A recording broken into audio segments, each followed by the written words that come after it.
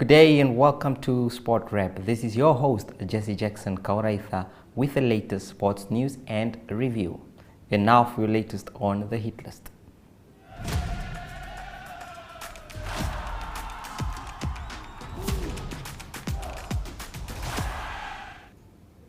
Tigers Football Club on Saturday elected former player Nelson Diki Akwenye as the new chairperson of its executive management committee for the next 4 years. The club's extraordinary annual general meeting took place at Mandume Primary School in the capital. Akwenye replaces Vainongi Potoka, who returned to the club to the Community Association after it was entrusted with him since 2016.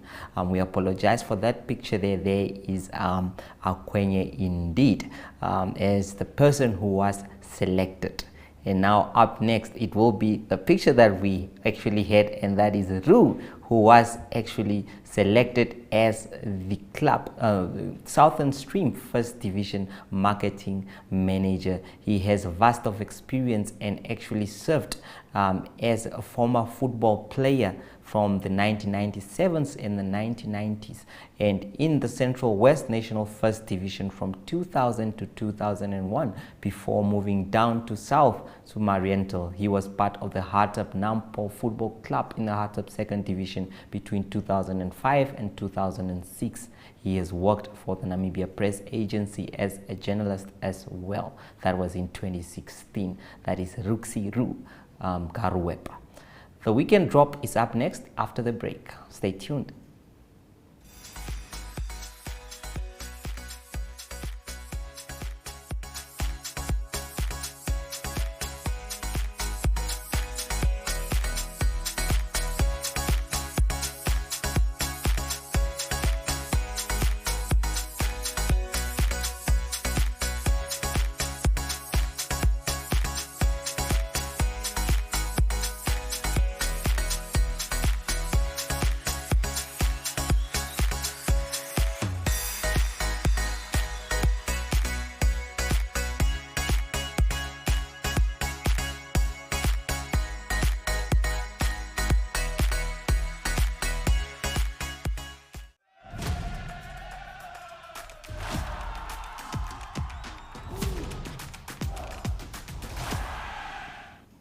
Flame Special One Nangolo says hard work pays off since he was 6 years old.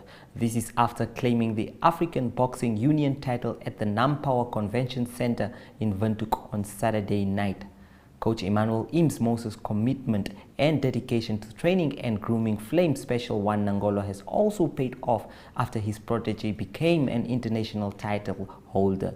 Nangolo had to withstand hard punches as he outclassed Zimbabwe's Ntondo Ncube to claim the belt by a unanimous decision, scoring 111, 117, 112, 116, 110, 118. Nangolo said the victory was very sweet, and this is what he had to say. I worked so much hard. Yes, and you really had a good fight. He gave you a good fight till the end. What made you think that you were actually going to finish this one off despite the challenge that he had towards you? And would you say this is one of your toughest fights you have ever fought in your career? I would say it's one of my tough fights I fought in my career, and I'm just so thankful for the work. And I just showed that I'm better than anything. Yes, Flames, you showed that he was hitting you hard. I could see that he had a hard punch, but you kept that and you showed resilience, and that's one thing that makes champions. So, what's next for you? Easy. You know what's next.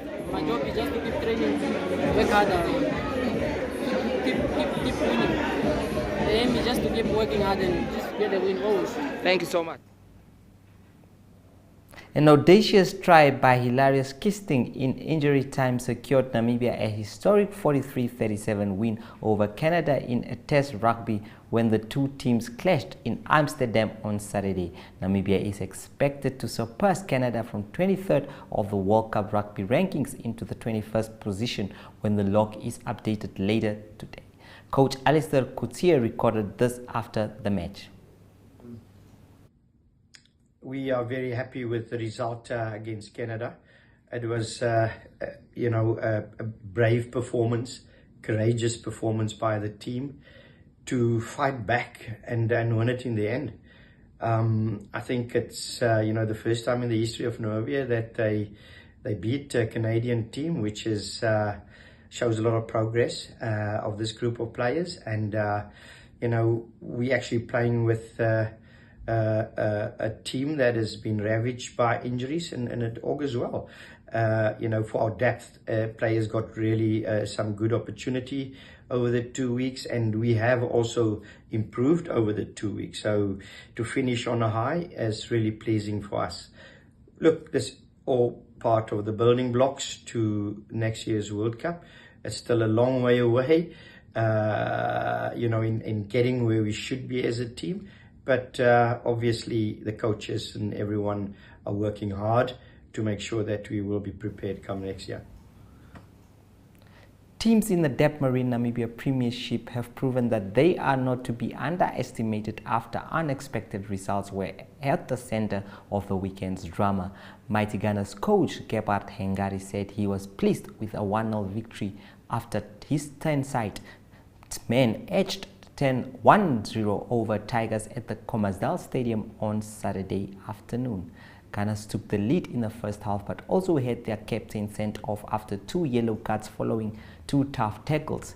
Now let us hear from Hengari. It was a very important result for you, coming away from home with a 1-0 victory over Tigers here in Windhoek. What did you make of this game, losing a player, I mean, early on, having to fight all the game with men down?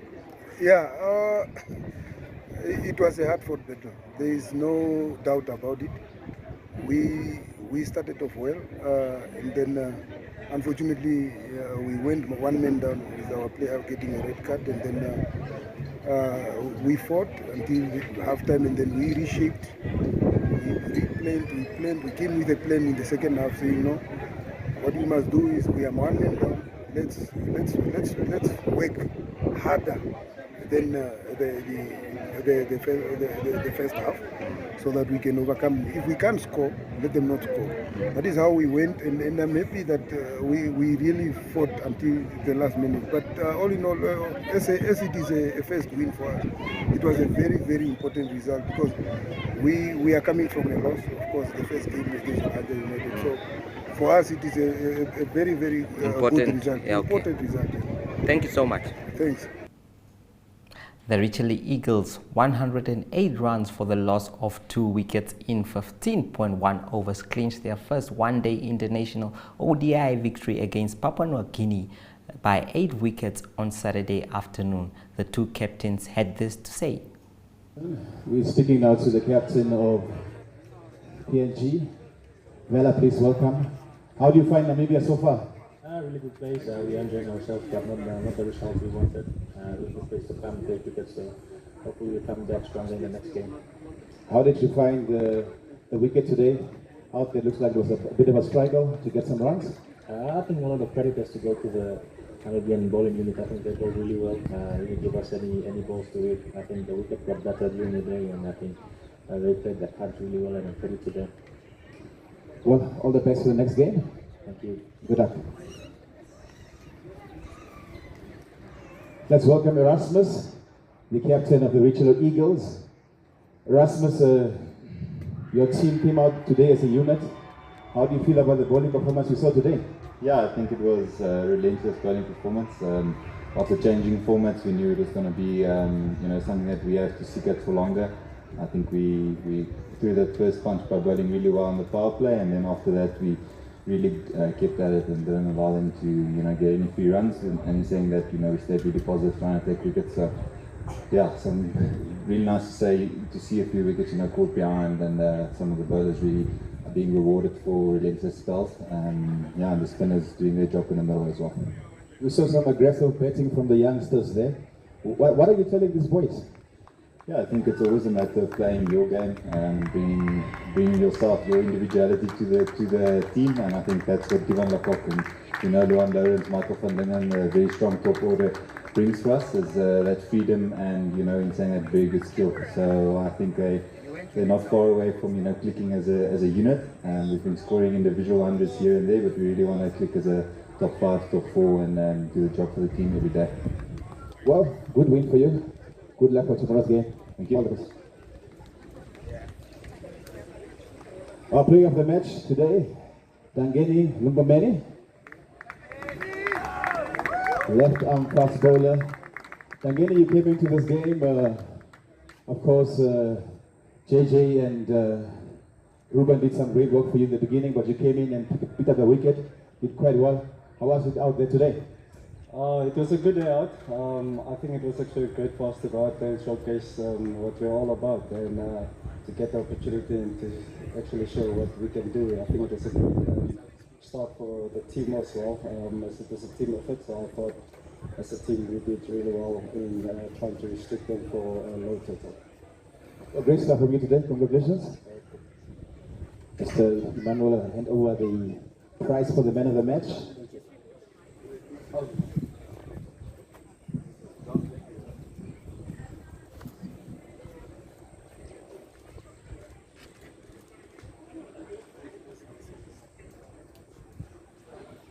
Great game of cricket today. The Richard Eagles take this one by 8 wickets. Tomorrow morning we have the Richard Eagles up against the US of A, and we hope to see you then. Thank you very much for coming. Enjoy the rest of the day. The FIFA 2022 World Cup in Qatar has kicked off, and that is the Sport Rep Special World Cup segment, which began last week Monday, continues. In this segment, we will be doing interviews and previews of the biggest football showpiece. Today, we have Namibia Sports Commission Chairperson Freddie Muya to speak about the global tournament and prospects. After that, it will also be Brian Munango, so enjoy.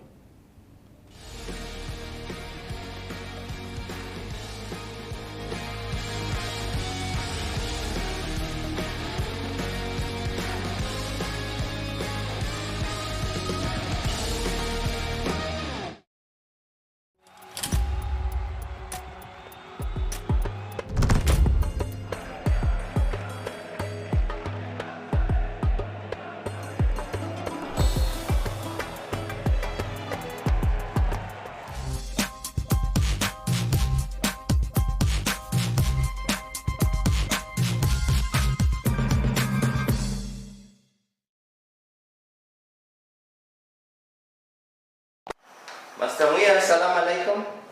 Alaikum salam. We know that it is indeed a big one. We are heading, that is to Qatar 2022 FIFA World Cup. I'm sure it is an important spectacle and the most watched sport in the world, and that is football. We have the World Cup there. Unfortunately, we would have loved to have Namibia there, but no sight at the moment. But still, we have teams that will be competing there. We have African countries, we have teams from Europe, we have teams from South America and all. But Master Muya, where will your money be on in terms of where would your support be waged on at this World Cup? As a Namibian, Southern Africa, unfortunately, we do not have any from our zone. But you know, as an African, we expand our wings. We have got Senegal, we have got Cameroon, we have got Ghana, we have got Tunisia and Morocco. At least we have got 5 representatives at this major event. These are African teams that represent us at a very major event. Yes, for sure, it was our wish that Namibia one day can be able to move away from crawling, that we can start walking at least, then later on we'll be able to run. If possible, we can even be able to run like Mboba, but it's not so easy for us to reach that level, but we need to have that dream. It's not going to be very easy for African countries, but it's our wish that most of the African countries, even 2 of them, to reach even at least the quarterfinals.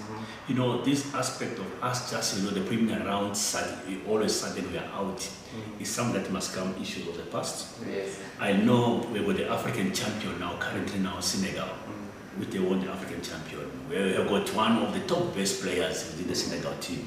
Goalkeepers, you name them. Sadio Mane, look at all those ones. So I know for sure, for me, within our zone, I put our money on Morocco and Senegal. I know Cameroon can do, but there was a challenge. Remember, even when they hosted the African Cup of Nations in Cameroon, it wasn't easy for them. Yeah, Ghana, they are also there, but I still put my money. If for us to go as far as the quarterfinal, that at least we can have Senegal reaching that level. If possible, also, you know, we can see Morocco and they're very, very good. You know, I think they play most of their trade also the other side, so it also helped them quite a lot. Okay, Mr. Muya, growing up as a, I know you're much more of a karate fan, and it's a sport that you competed in, but I'm sure there was back in the age where football televisions were also just so minimum and you needed to be somewhere sneaking to watch a football. Do you perhaps have any memories of a World Cup that you have watched, or teams or players that you actually really admired in football, any of them? You know, one of the World Cup that I enjoyed much, but even though it was a little bit heartbreaking, the final between Brazil and Germany. That was in 2002. No, but no. It was 2002, I think. Yeah, you know, because when you watch that game, the scores, one could not believe that, you know, Germany could score those goals to Brazil by that time. Oh, that was the 2014 World Cup. That was in Brazil, the 7-1. Yeah, so that you watched that game. That game, you know, because I was, you know, I'm a Brazilian fan. Oh, yeah, so it was heartbreaking. Yeah, I was asking myself, then I was asking, am I dreaming? You know, that time you just say, no, it's not true, man. Yes. But all of a sudden I realized it was true, things are happening. I think it was a quarter-final match. Yes. It was a quarter-final match, and where... No, the final. Was it? No, I don't think it was. Was the final in Brazil not between... No, I'm talking about the game between Brazil and Germany when the Germany won the World Cup. Okay. Yeah. All right. Let's talk about the kind of maybe revenue that a World Cup can bring. What do you think are some of the things that World Cup can bring? You know, I'm a proponent of sport tourism.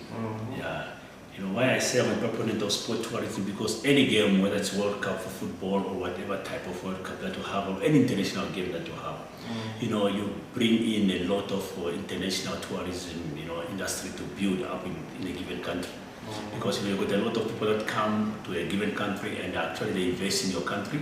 So it's not only about sport itself, because if I come from a different country, I come with family members, I come with spectators, you name it. And later on, the people will come back again, you know, to be able to plow back into the country. So sport tourism is very, very important in that term, because you definitely generate revenues for the country. And also you market the country when you've got some type of events. Okay. I just wanted to make a point of correction there with the Brazil-Germany 7-1 victory. I think that is the one you're talking about, the high score. Yeah. Indeed, that was, it was actually in the semi-final. Yes, and this is where Brazil lost this one. Yeah. The final of that World Cup was between Argentina and Germany, which Germany also won. Yes. But I must understand from a Brazilian fan, you must have been so frustrated that time. Probably you decided that this probably felt like a final. I'm sure it felt like a final, indeed. But anyhow, Mr. Muya, thank you so much for your football. I mean, as a person that I know you are a karate person, but as a sport administrator, you are very you are up to pace with many stuff. I mean, who would expect that you would know that these teams have qualified and all, and understand what the World Cup brings. So any final word in terms of who do you think is the favorite team to win the World Cup? You know, it's not easy, to be very frank enough. It's an open cut, you know, when you play international football or you play for the league and others, it's different when you play for national team. Yeah, because playing for national team, you know, it takes, because there's a different combination by the end of the day. But believe me, for us from Africa, you know, it's not easy for an African country as it stands currently now. That's why I just say for our team from our continent, at least they can just go as far, you know, reaching, you know, in the top 8 or so. Yeah, but you know, South Americans, they are not easy to beat. Yeah, they are not easy to beat. You need really to be up to your game. European teams, they are not so easy to beat. But at least by the end of the day, you know, you will be able only to know when we were that top 8. Okay. Yeah, when you were that top 8, then we're going to be able to say no. But I'm sure since you said that your team is Brazil, I'm sure your money will be on Brazil. Obviously, when I watch any game, I'm telling you from that part of the world, I always put my money on Brazil. They are currently ranked number 1 in the world. Yeah. But ranking sometimes, ranking doesn't, on that day, look what happened when they were beating Nigeria. Yeah, so they were ranked top. Yeah. But that's why I said it was a dream for me. I was saying, I'm dreaming. Okay, thank you so much, Mr. Weir. Oh, cheers. All right.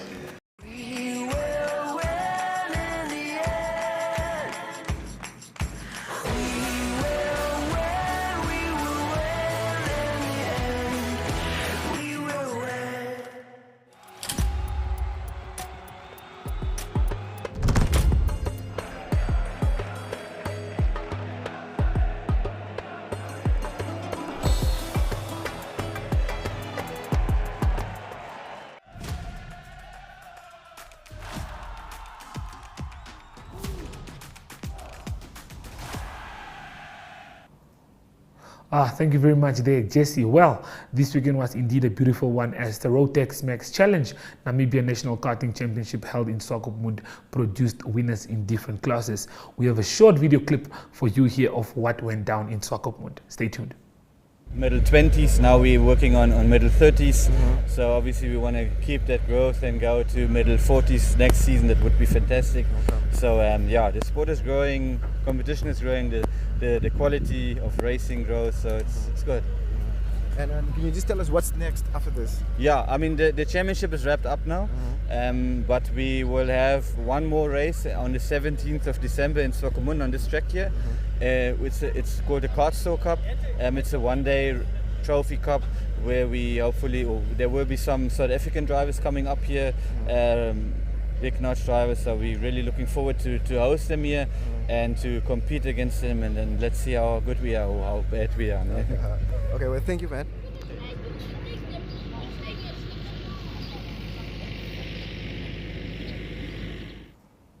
Well, that was Jörg Goldberg, the organizer of the event, that said that the event produced quite good racing. That is a beautiful event that took place. Well, after this, we have Ari Ochat up with international news. And from us here at the Sport Drive studio, it's goodbye.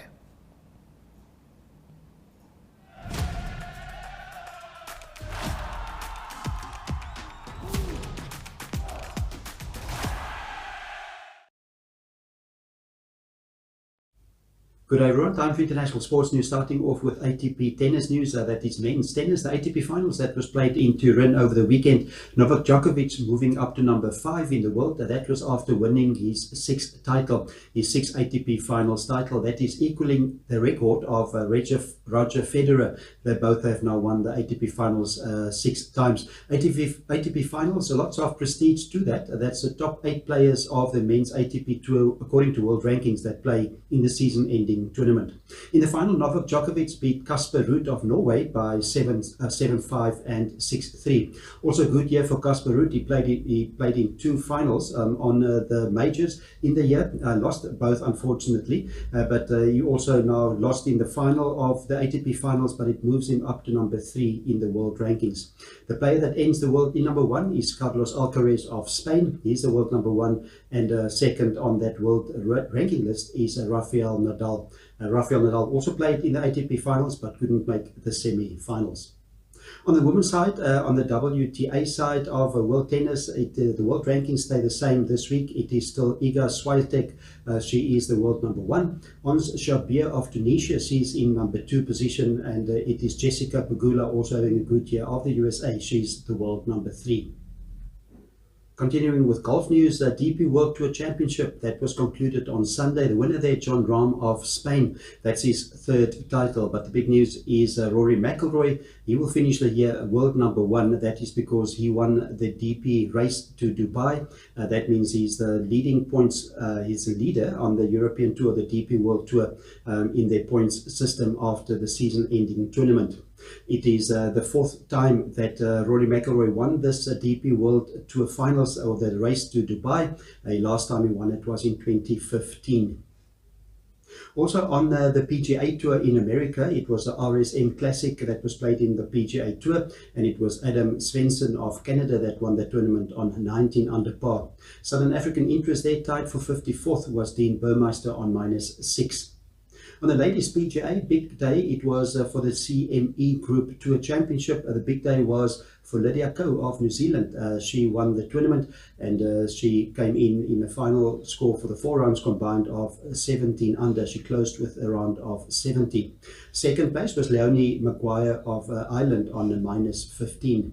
Southern African interest in that tournament tied for 33rd was Ashley Buhai. She was on -1. Ashley Buhai earlier this year won the British Open Golf Tournament. Continuing on international sports news with cricket news, and it is Australia and England currently playing a 50-over ODI series, and it is England that's the current T20 holders, the T20 World Cup that just finished, the World Cup champions. They're actually also the 50-over World Cup champions, but they find the going tough in Australia at the moment. They lost the first 2 games. The latest one over the weekend, Australia won convincingly by 72 runs. Australia batting first, 280 for the loss of 8 wickets, and then England all out for 208. Also a T20 series being played in New Zealand. It is India touring New Zealand, and it was India that won that T20 game over the weekend by 65 runs. It was India that batted first, 191 for the loss of 6, and it was 126 all out for New Zealand. Closing off today's international sports news with rugby news, it was the World Rugby Awards that was concluded, and the World Rugby Player of the Year is Ireland's flanker. His name is Jos van der Flier, and he's got Netherlands grandparents. That's because of the van der Flier surname, and he was the Men's Player of the Year. He is the flanker for Ireland. Ireland, the world number 1 at the moment, and also won a series against New Zealand. The Women's Rugby Player for the year 2022 is New Zealand's fly-off. Her name is Ruahei de Mont, and she's the best player in women's rugby. Of course, New Zealand won the Rugby World Cup on home soil this year, being the 2022 World Cup champions.